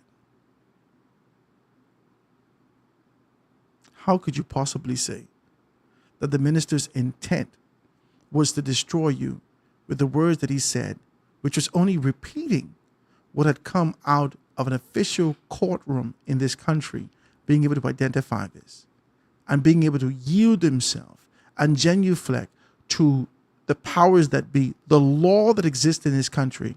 After you would have gone through this particular process, there had been an answer, a ruling that came down. As a result of this ruling, the government of the Bahamas has taken on the tone given by a courtroom in this country. And simply because the minister who sits in the capacity of a legislator over Ministry of Youth, of Sports and Culture, because he seeks to adhere himself for the language and the ruling from the courtroom of the Bahamas, you say that his intent, deliberate or inadvertently, is causing you not to get sponsorship. Also, when the group speaks, this is what he says. He says also when the minister speaks of government, when the minister of government speaks, potential sponsors take note. And so his statements are also being reviewed by our legal team as we feel that he's injured us with those statements. Mother sick. I feel like you're reaching.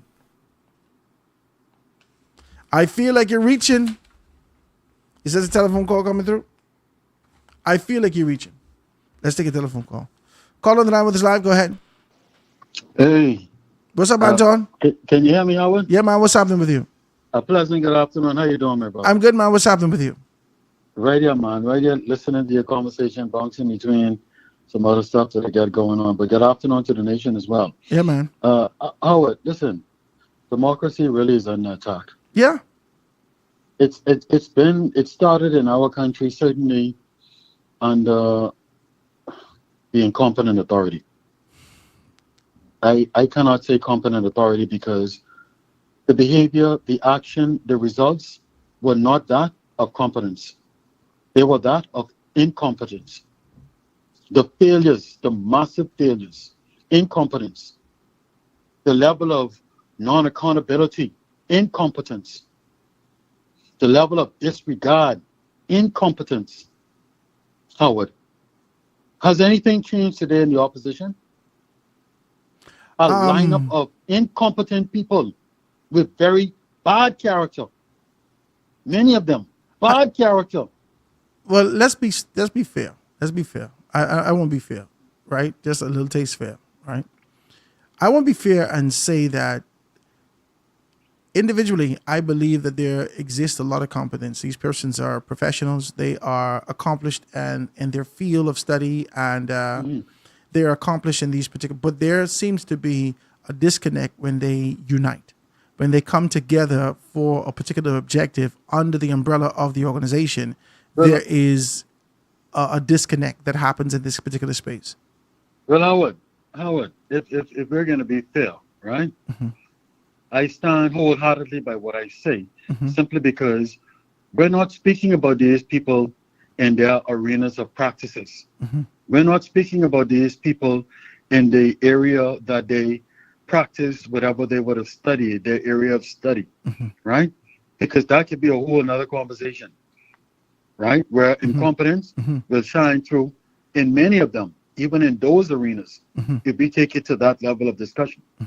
I'm talking about in the political realm, a whole heap of incompetence, one whole heap of it. But they want the Bahamian people, after the Davis administration has done all the heavy lifting, Howard. And this is real talk, man. This ain't no political talk. This is real talk. You know, Howard, this group, this band is so desperate for power in this country, they can't even acknowledge the good that is going on in this country. But they can't even acknowledge. They won't. They won't. If there's an expectation that you think that they will. That's a sign of immaturity and desperation, Howard. Immaturity and desperation. And it's not good for leadership in this country. It will not bode well for the Bahamian people. That's a sign of self-serving people. Self-serving people. Their eyes are only on themselves when they look in the mirror. They come with their fancy talk, but it's pure rhetoric because it's empty. Because we know who they are politically. We've seen them already. We know the characters. They stink to low hell politically. I'm telling you, Howard. These people had us in Egypt. They had us in Egypt with no plan for growth. No plan. No plan to relieve the debt. No plan to decrease the debt to GDP. No plan to grow the economy. No plan to stabilize this economy. No plan to put Bahamians first. No plan to look out for the masses. But they say they got a plan now. What man, I would forgive me, man, I was laughing. They say they got a plan now. Oh boy, plagiarizing the PLP plan. That's their plan. There's plagiarism. Plagiarizing the PLP's plans. That's their plan. Really? Talking about things that they did nothing about when they were the administration. And now you have a government who's doing things about it. And all they can do is bicker and complain. That's their plan. They have no solutions, no vision. They're short on ideas. So pull this back for me. How is this a part of democracy being under attack? As the FNM in our country. I went back to say to you, the attack started from under the incompetent former FNM leader. The incompetent authority that you call it. Yeah, the Narwhal Battles. The Narwhal Battle.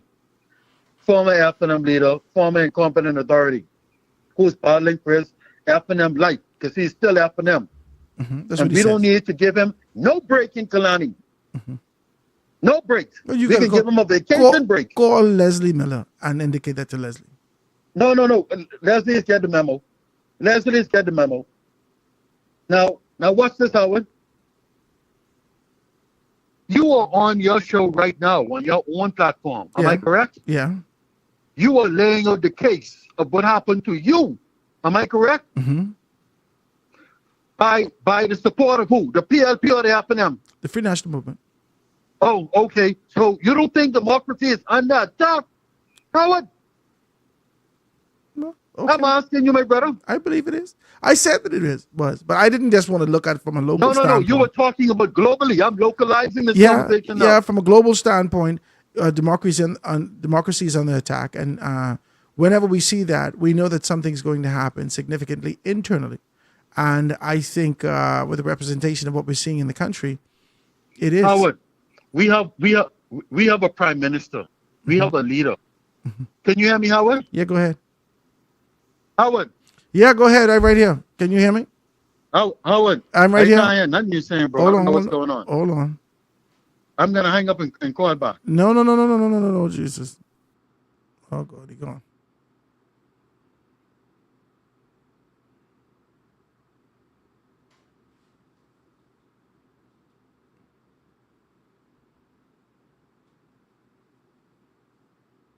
He gone.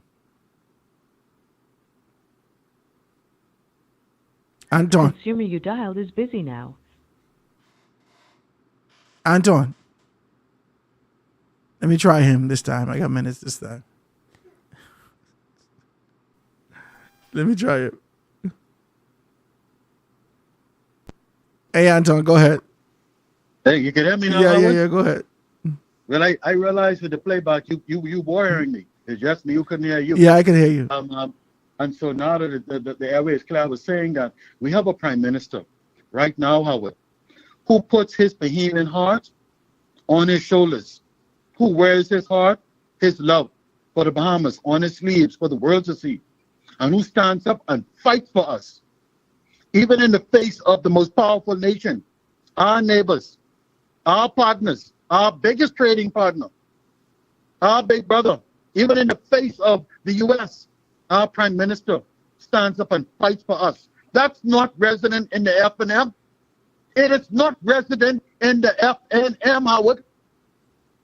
We have a prime minister who is being fought down by union leaders because, listen, first and foremost, union leaders operate on contracts in this country. Am I correct or am I incorrect, Howard? Yeah, go ahead. They operate on negotiated contracts to serve the interests of their members. Am I correct, Howard? Yes, go ahead. The government of the Bahamas has no contract with no union in this country, nor will it ever. That prevents the government from doing right by Bahamians. Okay, go You ahead. agree with that, Howard? Yeah. We have a prime minister. You're saying that the Howard. government of the Bahamas doesn't have a contract that would prevent them from being able Yes. to do right by Bahamian people. Yes. Okay. And no government of the Bahamas, no right side, no right side, right thinking government will ever have such a contract exist that prevents them from doing good on behalf of the Bahamian people, with or without the union Okay. approval. Okay.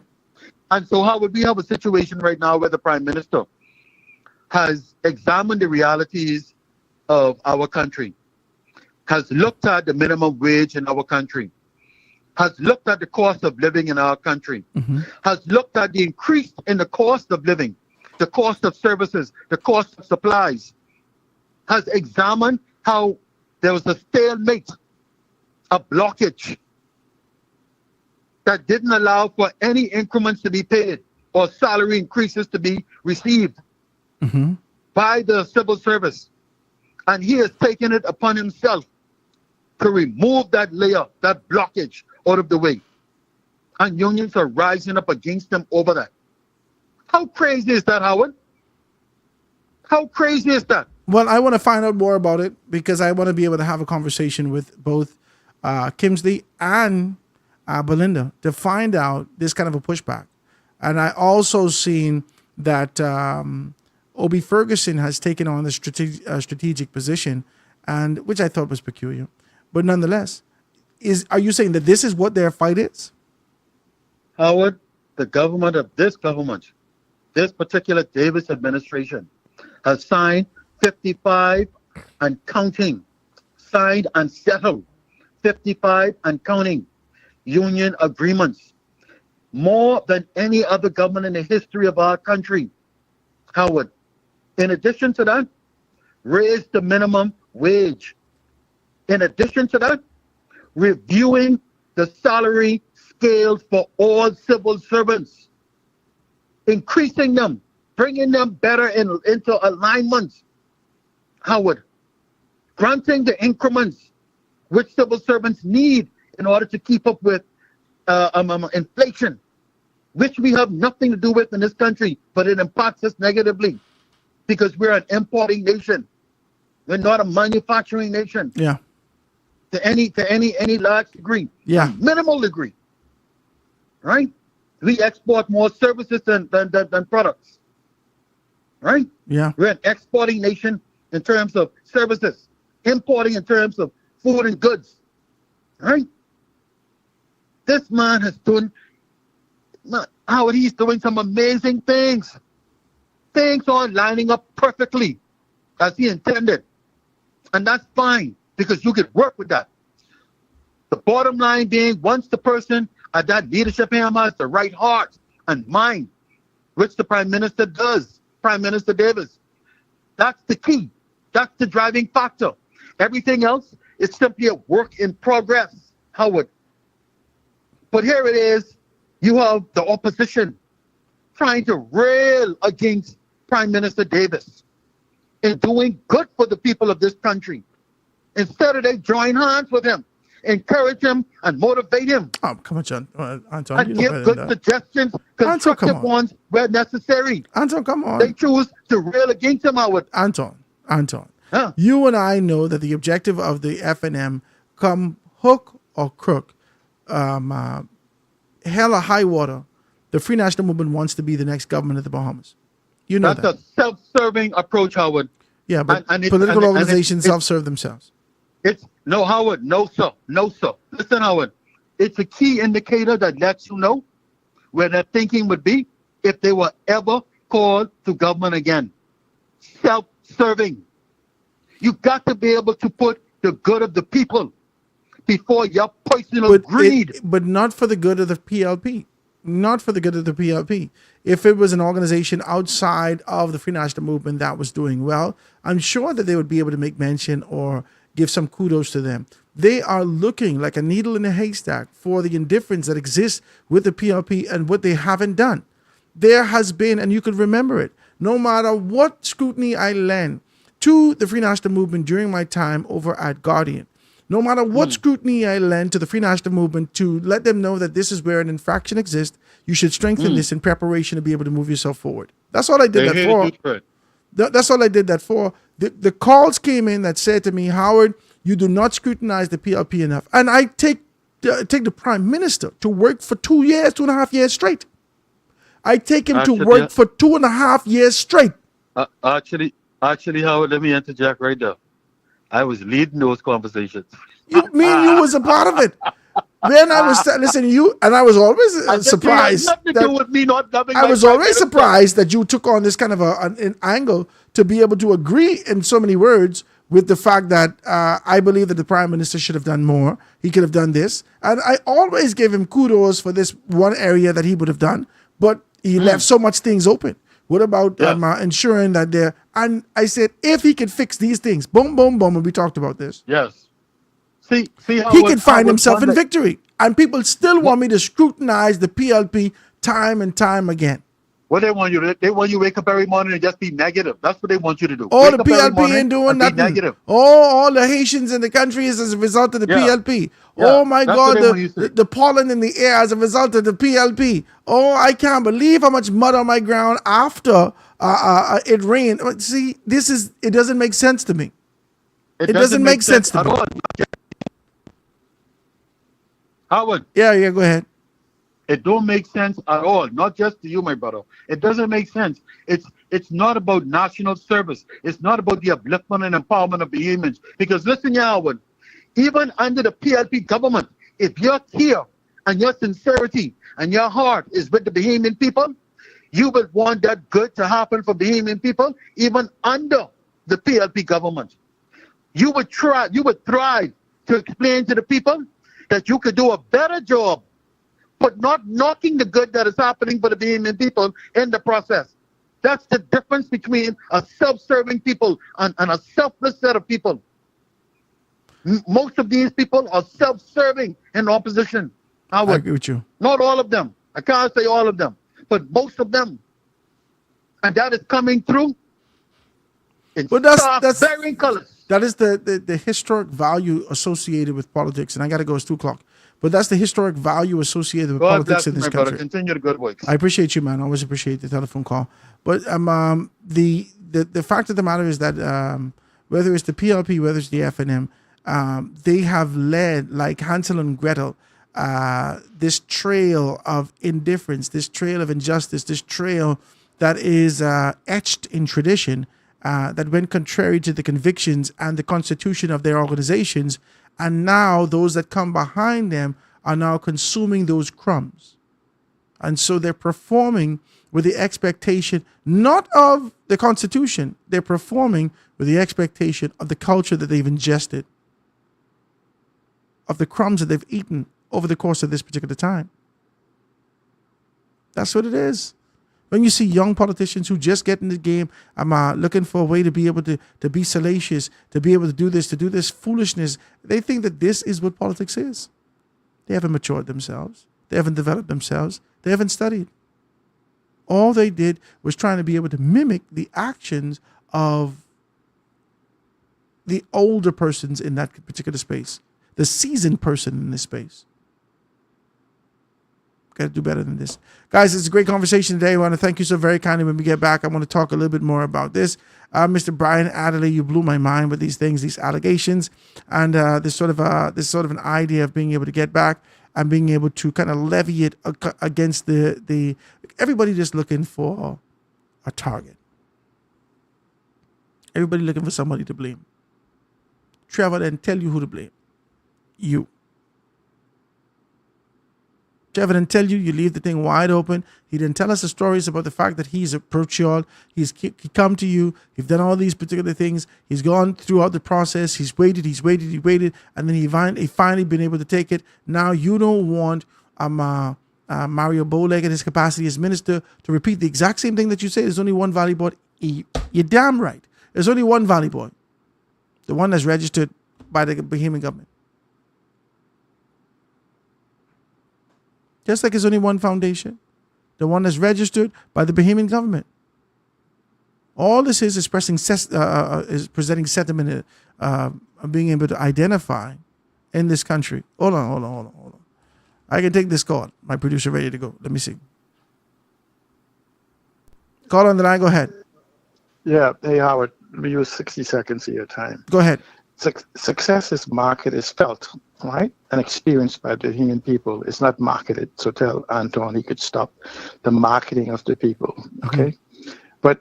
And the question we have to ask ourselves, right? Why is not Anton and the rest of them running on a 4-year record? Do you know why? Mm-hmm.